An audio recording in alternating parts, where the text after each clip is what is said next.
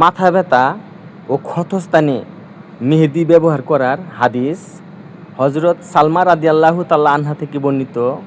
নবী করিম সাল্লাল্লাহু আলাইহি সাল্লাম বলেছেন, আমার যখন মাথা ব্যথা করতো মেহেদি বেটে আমি মাথায় লাগিয়ে দিতাম।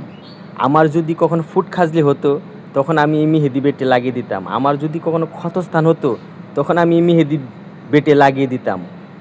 মেহেদি একটি ঔষধি গাছ। তিরমিজি 2054 নম্বর হাদিস, মিশকাত 4540 নম্বর হাদিস।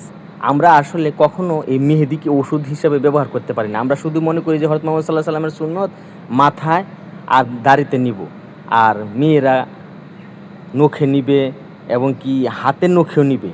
যেখানে যেখানে মেহেদি ব্যবহার করা যায় সেখানে সব জায়গায় মেহেদি ব্যবহার করতে হবে, আর মেহেদি ব্যবহার করা সুন্নাহ, হযরত মুহাম্মদ সাল্লাল্লাহু আলাইহি সাল্লামের হুকুম। দেখুন, এটি একটি ওষুধি গাছ, আমরা অথচ অবহেলা করি। মেহেদি কত একটি সুন্দর একটি যে একটা ওষুধি গাছ, যা বর্ণনা দিয়ে শেষ করা যাবে না। আল্লাহু আলাম, আমাদেরকে বোঝার মতো তৌফিক দান করুক। আর ভিডিওটি ভালো লাগলে লাইক, কমেন্ট, শেয়ার করে পেজটি ফলো করে দিয়ে পাশে থাকবেন। এরকম আরও চমৎকার ভিডিও নিয়ে আসবো ইনশাআল্লাহুল আজিজ। আসসালামু আলাইকুম রহমতুল্লাহ।